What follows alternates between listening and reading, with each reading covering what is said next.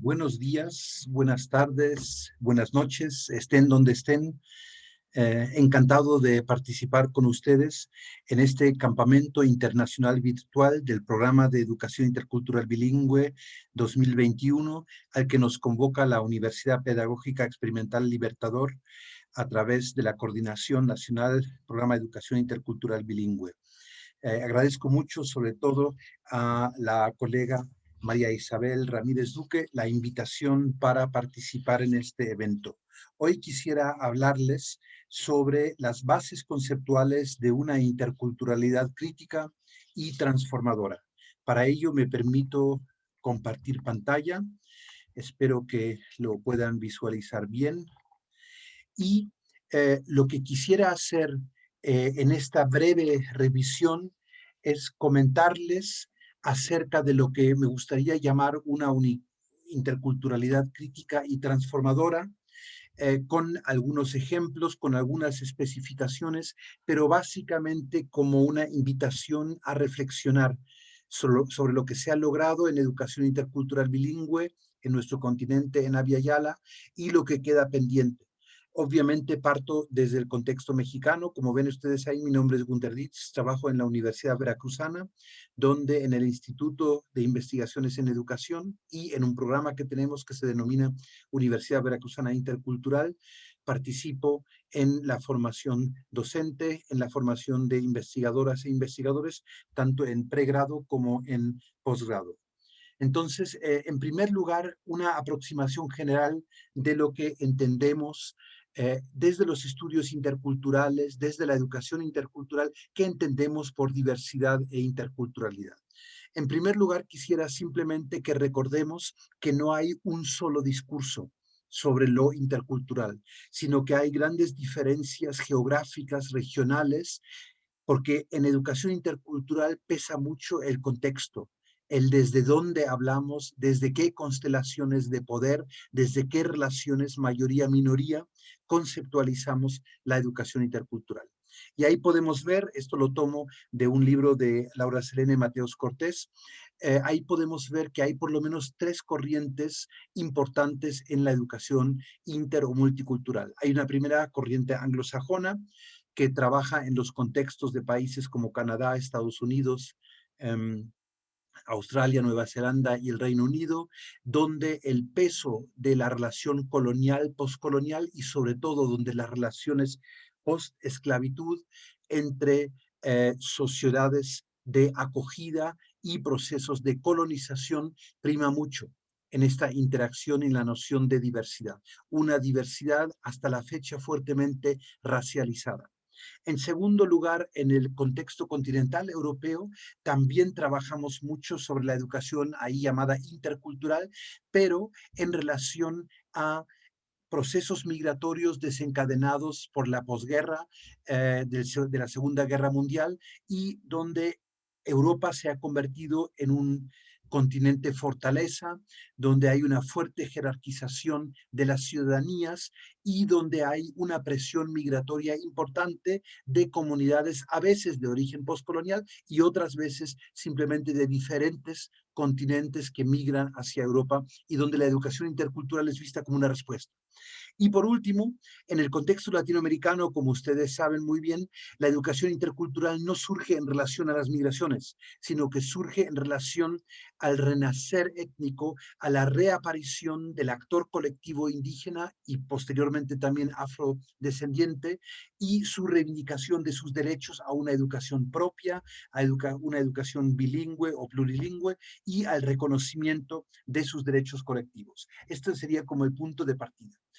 También la polisemia también se da porque la noción misma, el adjetivo mismo de lo intercultural no siempre se refiere a la misma constelación. A veces se habla de lo intercultural refiriéndose a hechos, constelaciones sociales, por ejemplo.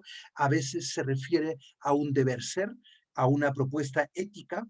En algunos aspectos se refiere a metodologías, vamos a entrar a esto más adelante. A veces se trata de un proyecto político, de transformación política, y también en el sentido estricto de una propuesta educativa, pedagógica y curricular.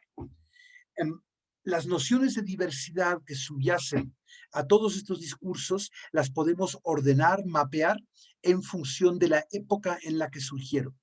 Tenemos como 3 generaciones de modelos inter o multiculturales. El primero, el clásico, surge a partir de los años 80 del siglo pasado, donde sobre todo en el contexto anglosajón, como mencionaba antes, se habla de la educación multicultural, donde se trata de reconocer diferencias, reconocer el fracaso de la integración, de la olla amalgamadora, de este discurso de que todos somos iguales, para adjudicar derechos específicos, acciones afirmativas, cuotas para determinados grupos. En segundo lugar, tenemos desde los años 90 del siglo pasado el interculturalismo latinoamericano, la propuesta de generar puentes entre distintos grupos y no solo reconocer la diversidad como algo fijo, como una fotografía, sino generar ires y venires, reciprocidades entre grupos mayoritarios y grupos minoritarios. Y por último, desde inicios del siglo tenemos cada vez más el reconocimiento de que la diversidad no se queda solamente en lo cultural. Por eso la idea de sustituir la interculturalidad o complementarla por una idea de una gran diversidad de diversidades, donde entran también diversidades sexogenéricas, diversidades étnico-lingüísticas, nacionales, migratorias y de otro origen. Ante este trasfondo de la diversidad que no solo existe a partir de procesos migratorios, sobre todo como ven en estas fotografías en contextos del norte global, sino que también consiste de la diversidad autóctona, de la diversidad histórica que siempre ha existido en Abya Yala y que simplemente no ha sido reconocida por estados-naciones de la la independencia, la postcolonia, estados-naciones latinoamericanos que mimetizaban la supuesta homogeneidad cultural de Francia, de España o de otros países y que por eso invisibilizaron las históricas raíces de las diversidades en nuestro contexto latinoamericano. Entonces, ¿cómo definiríamos ante toda esta polisemia?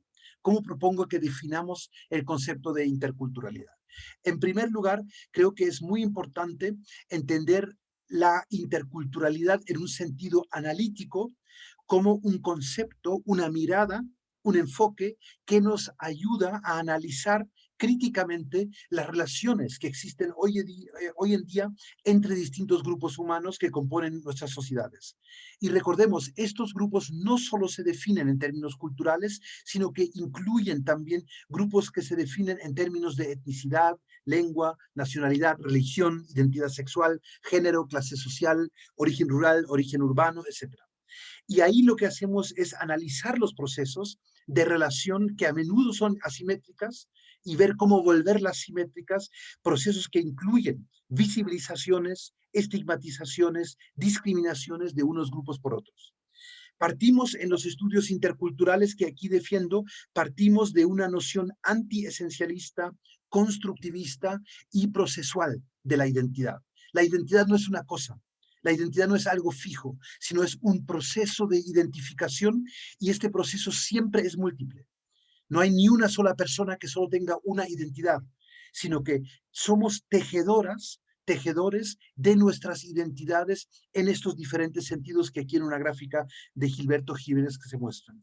Sin embargo, también tenemos que reconocer que cada una de las fuentes de identidad puede, en contextos de desigualdad como los que caracterizan nuestras sociedades actuales, cada una de estas fuentes de identidad puede a la vez convertirse en una fuente, una fuente de discriminación. Y por eso necesitamos una conceptualización crítica de lo que los feminismos negros han denominado las interseccionalidades, la concatenación a veces para reforzar distintas discriminaciones a partir del clasismo, del sexismo, del colonialismo, etcétera, etcétera. Entonces, lo que muestro con esta gráfica, lo que quiero mostrar es que la identidad es una gran oportunidad para desplegar diversidad, pero a la vez también es una gran limitante, un gran riesgo, precisamente cuando no se trabaja con una mirada interseccional y antidiscriminatoria estos fenómenos. Entonces, para seguir con la definición, entendemos la interculturalidad como el estudio de la relación entre mayorías y minorías al interior de las sociedades, mayorías y minorías que no están definidas en términos demográficos, No son cuestiones de números, de cifras, sino cuestiones de poder. ¿Quién tiene el poder de definir?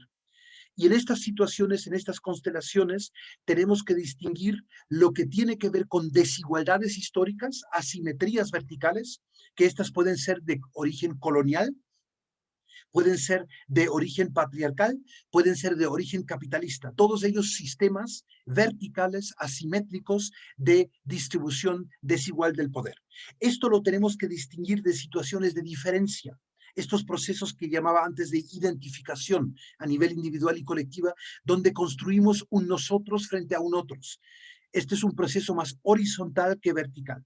Y en tercer lugar, aparte de las asimetrías verticales y de los procesos horizontales de identificación y alterización, nosotros, en tercer lugar, tenemos situaciones en el sentido estricto de diversidad, de pautas de interacción diversas, a menudo híbridas, entre distintos grupos que componen una sociedad. Entonces, en este esquema, intento resumir la tensión que existe entre, por una parte, luchas por la igualdad y contra la desigualdad, por otra parte, reconocimiento de la identidad frente a un otro, y en tercer lugar, el transitar de una supuesta homogeneidad al reconocimiento de la gran heterogeneidad que caracteriza el conjunto de nuestras sociedades. En varios trabajos anteriores hemos llamado esto la idea de una gramática de la diversidad. Entonces ustedes ven que aquí hay una mirada analítica, crítica, a cómo se constituyen hoy en día nuestras sociedades. Y esto trasladado al ámbito educativo significa que necesitamos comprender, analizar en cada institución educativa, en cada modelo o subsistema educativo, quiénes definen contenidos y formas como legítimas o ilegítimas, qué minorías o minorías se construyen en los libros de texto, en el material escolar, en el día a día de la convivencia áulica, qué saberes son incluidos en la escuela y qué saberes son excluidos, qué actores participan en estos procesos. Entonces, hasta aquí, digamos, una primera aproximación, como decía, crítica analítica de la interculturalidad como una herramienta para analizar nuestras sociedades, para desenmascarar esa supuesta homogeneidad falsa que siempre se nos ha impuesto desde la independencia en el siglo XIX. De esta noción de interculturalidad pasamos a una noción no tan descriptiva, sino más prescriptiva, normativa, transformadora. ¿Qué tipo de sociedad queremos? Y esto es lo que llamo interculturalismo. Se trata de medidas para transformar nuestras sociedades contemporáneas, volverlas más conscientes de sus diversidades, más incluyentes y más simétricas. Y esto solo será posible si logramos desde la escuela, desde otras instituciones sociales, generar puentes, generar intercambios, retroacoplamientos, hibridaciones mutuas, reciprocidades entre los grupos que históricamente han sido privilegiados y aquellos grupos que históricamente han sido excluidos. Entonces, el conflicto es un elemento inherente en esta estrategia de interculturalizar la sociedad.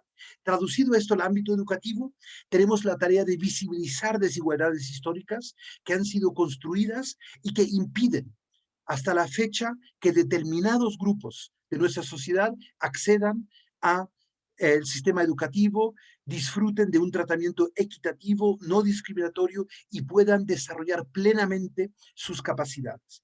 Por eso, para que esto sea posible, necesitamos transformar completamente la institución educativa. No basta con incluir una asignatura, no basta con incluir una materia bilingüe, sino que necesitamos transitar a formas de organización escolar, pero también a contenidos curriculares, a métodos de enseñanza-aprendizaje que sean más diversos, más plurales, dialógicos y horizontales. Y con eso lograremos desenmascarar y criticar desigualdades y asimetrías, mostrar cómo han sido históricamente construidas y al ser históricamente construidas también son reformables, modificables. Y esto implica como tarea que no solamente podemos trabajar con un determinado grupo. Ustedes saben que aquí en América Latina tenemos la tendencia de trabajar educación intercultural bilingüe para determinados pueblos originarios. Un trabajo muy importante, muy digno y parte de resarcir la deuda histórica. Pero no se puede quedar ahí. tenemos que trabajar con todos los grupos que componen la sociedad. Una interculturalidad para todos, aunque no para todos por igual, sino siempre diversificada en función de los contextos. ¿Qué significa esto? No me está quedando. Ahora, ¿qué significa esto como estrategia pedagógica? Necesitamos transversalizar la mirada intercultural hacia el conjunto de las actividades escolares y extraescolares de una institución educativa. Necesitamos apostar por la diversidad de culturas, por el diálogo como método principal de instrucción, de enseñanza-aprendizaje, por continuamente transformar y revisar críticamente nuestras estrategias de enseñanza-aprendizaje, buscar la pertinencia educativa en todo lo que hacemos cotidianamente para empoderar determinados grupos y para aspirar una justicia social, una reparación histórica de todas las deudas que tiene la institución escolar de origen occidental con aquellos grupos que ha estado excluyendo. Y como mencionaba, como anticipaba antes, esto implica transformar la escuela sustancialmente. Implica elementos metodológicos, implica cuestiones que tienen que ver con los ambientes de aprendizaje, implica los contenidos, implica transformar, diversificar contenidos y materiales, estrategias de enseñanza, actividades de aprendizaje, incluso actividades de evaluación que no pueden ser estandarizadas y descontextualizadas. Y esto significa que nuestro rol como docentes, nuestro papel como docentes también tiene que transformarse, tiene que cuestionarse sustancialmente. Ya no somos los que sabemos, ya no somos, nunca lo fuimos tal vez, aquellos que enciclopédicamente transmitimos saberes, sino que nosotros somos profesionalmente mediadores entre saberes, saberes de distintos tipos y de distintas fuentes. Por eso nos tenemos que ir convirtiendo en traductoras, traductores, intérpretes, tejedores entre distintas fuentes de saber, lo cual implica también tejedores entre distintas culturas académicas, institucionales y comunitarias. Esto metodológicamente implica que una escuela con enfoque intercultural e interseccional siempre parte de lo concreto, nunca de lo abstracto, nunca del plan de estudios impuesto desde arriba, sino siempre de las propias comunidades en las que se inserta, entendiendo estas comunidades como un tipo de comunidades de aprendizaje, en diálogo con la comunidad escolar de aprendizaje. Entonces tenemos aquí una relación intercomunitaria entre la comunidad escolar y la comunidad territorial. Y para ello nos sirven las grandes enseñanzas de la pedagogía constructivista, del aprendizaje situado, del trabajo en colabor y de lo que la gran María Bertelli ha denominado procesos de interaprendizaje.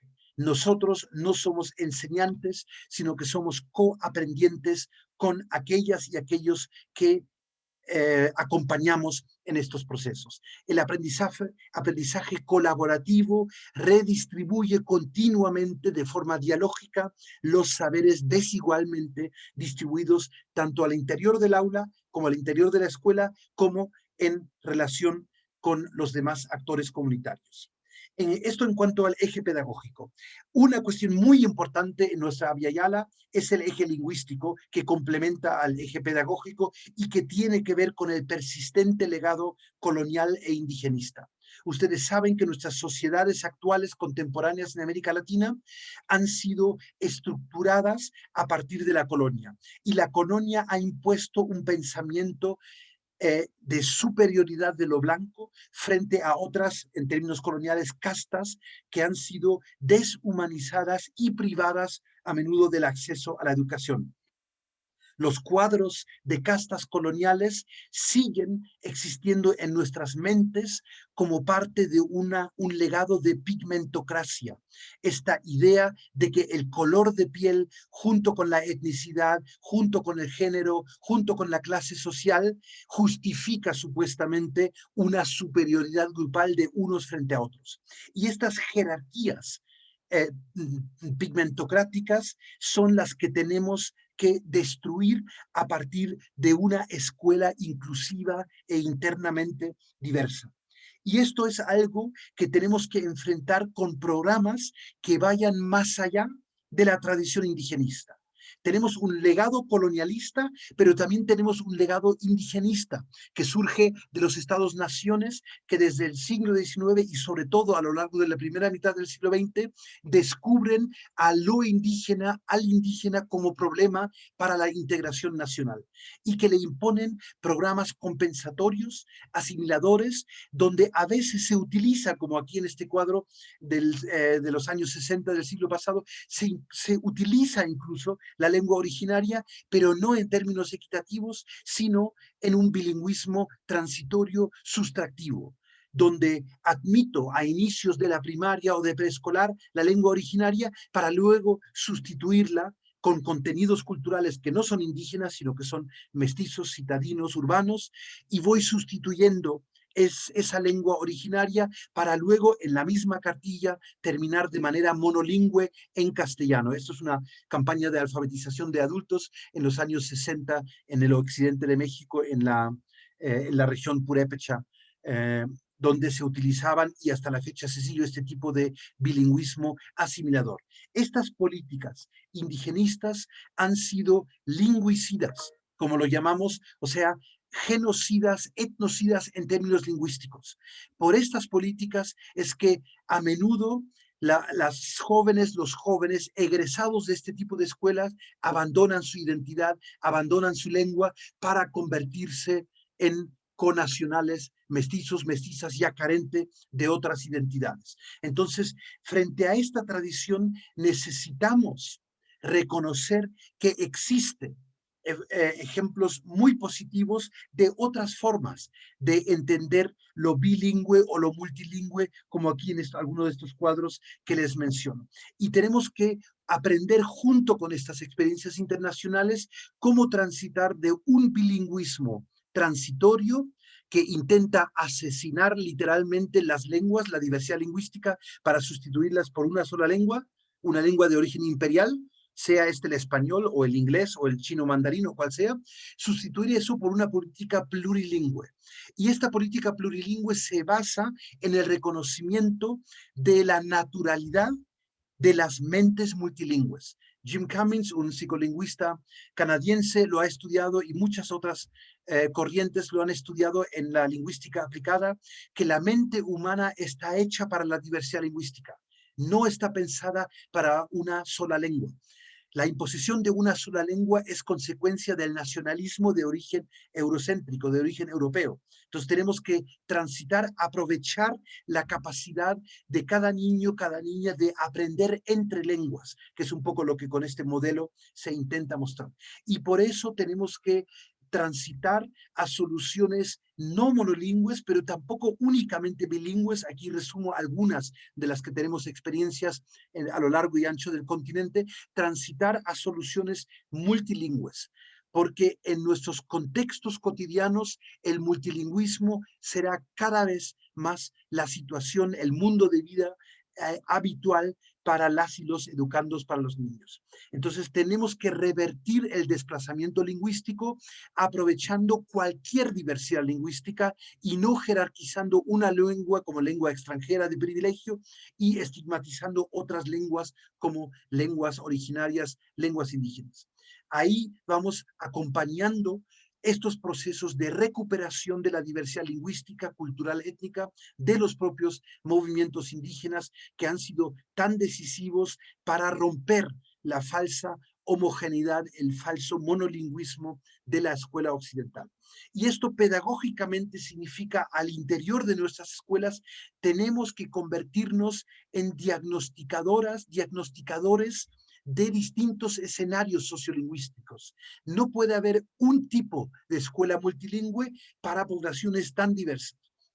Tenemos que iniciar en cada momento, en cada contexto, al inicio de cada año escolar, iniciar con un diagnóstico lingüístico de quién habla, quién entiende, quién lee, quién escribe, quién recuerda otra lengua aparte de la lengua hegemónica. Y esa será nuestra materia prima para convertir cualquier materia, cualquier sala, cualquier asignatura, convertirla en un ejercicio multilingüe. La lengua no es un objeto de estudio, no es una materia, sino la lengua es un canal de comunicación académica. y hemos discriminado todas las demás lenguas, favoreciendo el español, utilizándolo como único canal para comunicación académica.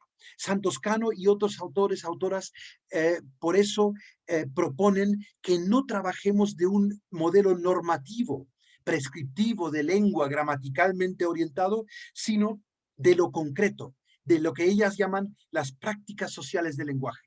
El mundo de vida en el que hablamos distintas lenguas, sociolectos, dialectos, vertientes, variantes, como queramos llamarlo.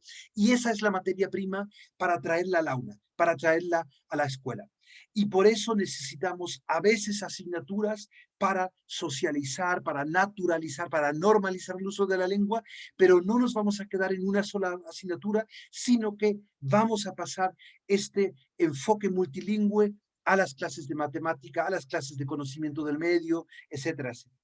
Y esto solo se puede hacer dándole al currículum un giro inductivo, trabajando desde abajo hacia arriba y no al revés, trabajando desde los propios contextos.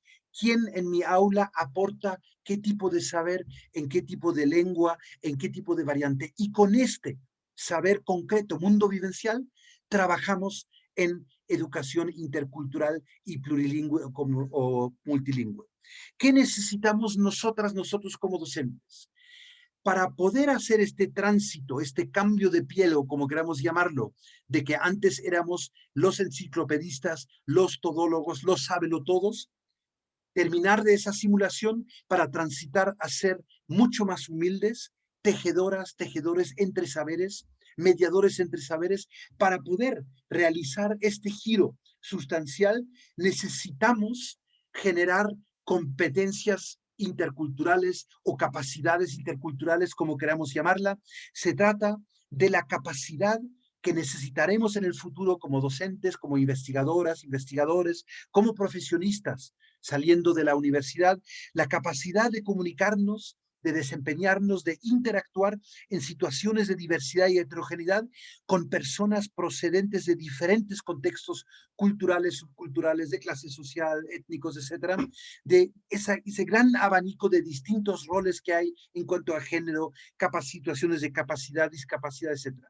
Y esto genera la competencia de superar mi propio etnocentrismo, evitar caer en la trampa de lo que yo conozco, lo que yo hablo, en lo que yo creo es lo normal y todo lo demás es lo raro, lo que había que excluir.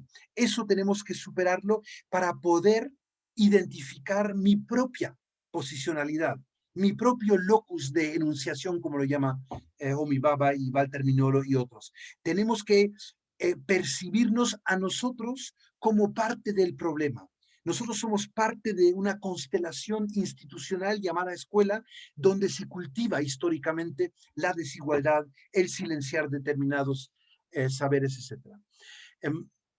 Y por eso, para lograr esto desde un eje pedagógico a la vez que lingüístico, necesitamos fortalecer el uso académico de todas las lenguas maternas que llegan a nuestra escuela, sean estas de origen migrante, de origen indígena, de cualquier origen. Recuerden que en las declaraciones universales de los derechos de la niñez, está reconocido el derecho a ser alfabetizada, escolarizada en tu propia lengua.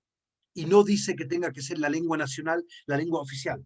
Entonces tenemos que abrir nuestras escuelas a esa gran diversidad y tenemos que impulsar la formalización, la sistematización de conocimientos desde otras perspectivas culturales y lingüísticas que no sean únicamente occidentales, de estas pocas lenguas en las que solemos trabajar en la escuela occidental, que son lenguas de origen indoeuropeo y que además en nuestro contexto de Abya Yala son lenguas de origen colonial imperial. Entonces, para descolonizar la escuela requerimos abrirla para la gran diversidad de formas de comunicación, y no solo en el sentido de lenguas, pautas comunicativas orales versus escritas, incluyendo los nuevos medios, las pautas audiovisuales de comunicación, superar el excesivo énfasis en lo textual, en el texto escrito, que es algo que arrastramos también nuevamente en la tradición occidental. Y esto nos lleva obviamente a nuevas necesidades, a nuevos retos en cuanto a la formación docente. Los retos tienen que ver, por una parte, con que nuestras instituciones formadoras de docentes siguen siendo sumamente centralizadas, muy homogeneizantes. Estamos, aparte, inmersos en una cultura universitaria neoliberal, una cultura que nos obliga a auditar, a hacer tests estandarizados. Todo eso es contradictorio con la lógica inductiva, contextual, específica de la diversidad cultural. Tenemos que superar nuestros sesgos indigenistas, el pensar que unas lenguas tienen más valor que otras o que unas lenguas son solo para transitar hacia la castellanización, y tenemos que cuestionar nuestro propio hábitus monolingüe. En el siglo XXI, ninguna institución escolar, desde preescolar a universidad, se puede dar ese falso lujo de ser una institución monolingüe, cuando la realidad es sumamente diversa y nunca monolingüe. En la formación docente, trabajando sobre todo con lenguas originarias, esto significa que necesitamos apoyar los procesos de los propios hablantes, de las propias hablantes de las lenguas indígenas, desde la academia, desde la escuela, desde la universidad, promoviendo el reconocimiento de variantes regionales estandarizadas, promoviendo la escriturización. Muchas de las lenguas originarias, ustedes saben, son lenguas originalmente orales, pero la escritura sigue siendo parte del acceso al poder. Entonces, todas las lenguas se pueden escriturizar, pero hay que hacerlo desde abajo, no imponiendo una escritura desde arriba, sino desde el mundo de vida de la persona que transita de ser hablante a ser escribiente y leyente en su propia lengua. Y necesitamos, sobre todo en el ámbito universitario, generar una actualización de las lenguas originarias. Son lenguas que han sido durante 500 años colonizadas y por eso se han visto mermadas en cuanto a su diversidad de variantes. Necesitamos generar variantes académicas, como las tenemos en cualquier otra lengua que ha tenido acceso a la escuela. No es lo mismo hablar una lengua originaria en la familia, en la comunidad, que escribir una tesis de licenciatura o de maestría o de doctorado en esa lengua, que también se puede, pero para eso hay que actualizar el léxico, las variantes académicas, para expresar el discurso académico en esa lengua. Por eso nos tenemos que formar desaprendiendo y reaprendiendo, no como docentes, no como transmisores de conocimiento, sino de forma humilde, como gestores de aprendizaje, que mediamos entre saberes locales, regionales y saberes externos. Somos intérpretes de las comunidades con las que trabajamos, y las comunidades mismas participan en procesos de interpretación. Y esto nos obliga también, sobre todo desde la universidad, a ir desarrollando lo que llamamos indicadores cualitativos sobre competencias lingüísticas orales y escritas. Faltan formas de medir las capacidades multilingües que tiene el alumnado, porque para muchas lenguas no existen este tipo de tests o de exámenes de medición de competencias lingüísticas, y esto sería muy importante para el futuro, para que la persona multilingüe pueda demostrar hacia afuera también todo lo que sabe en términos de acreditaciones o como se quiera llamar.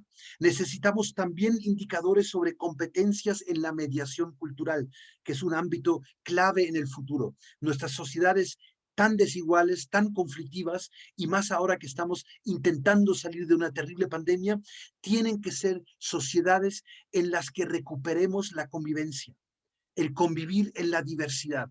La pandemia en ese sentido nos da grandes lecciones, nos da grandes bofetadas a nuestras sociedades de cómo hemos descuidado el cuidado, la cultura del cuidarnos y de convivir con el otro, con la otra, más allá de diferencias étnicas, lingüísticas, de género, de clase social. Entonces necesitamos esas competencias de mediación entre culturas. Y voy terminando. Esto significa que como instituciones académicas y escolares tenemos que reconocer que nosotros institucionalmente, por nuestro origen occidental y europeo, solemos trabajar los saberes de forma descontextualizada, de forma abstracta. Esa es una de las grandes fortalezas y también de las grandes debilidades del pensamiento occidental. Es un pensamiento que abstrae para luego reconcretizar en otros contextos. Entonces, en el fondo, en la universidad y en la escuela, enseñamos, transmitimos saberes que son descontextualizados. Pero cuando entramos en un diálogo de saberes con las comunidades a las que pretendemos atender con una educación supuestamente pertinente, nos damos cuenta que en estas comunidades los saberes no se transmiten de forma abstracta, sino de forma vivencial, concreta. Se transmiten como saberes haceres, como saberes poderes en el día a día. Y esto es algo que en la universidad y en la escuela tenemos que aprender a hacer. No hemos sido formados para ese ir y venir entre lo concreto y lo abstracto, entre la transmisión general y la transmisión inductiva específica caso por caso. Y por eso las instituciones académicas tipo escuela, tipo universidad, tienen que transitar hacia lo que me gusta llamar la gestión intercultural de aprendizajes. Ustedes saben que toda la educación superior se basa en funciones sustantivas que suelen ser normalmente la docencia, la investigación y la vinculación. Vinculación llamo lo que antes se llamaba extensión universitaria, lo llamo vinculación porque lo veo más como de ida y vuelta y no solo unidireccionalmente la universidad irradiando saber a las comunidades, sino al contrario, como un diálogo. Pero estas tres funciones en la universidad convencional de origen occidental han sido funciones separadas. La docencia por un lado, la investigación y el posgrado por otro lado, y la vinculación en otro rincón.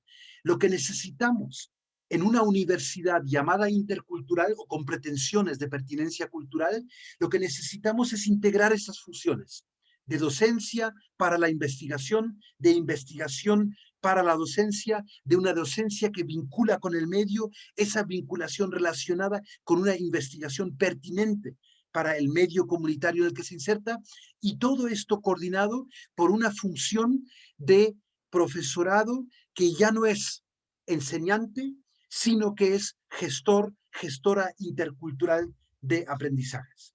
Esto es lo que quería compartirles en este momento como una aproximación a la interculturalidad crítica y transformadora, tomando como ejemplo estas propuestas de cambio en el eje pedagógico y lingüístico de cómo formar docentes, mediadores, mediadoras para el siglo XXI.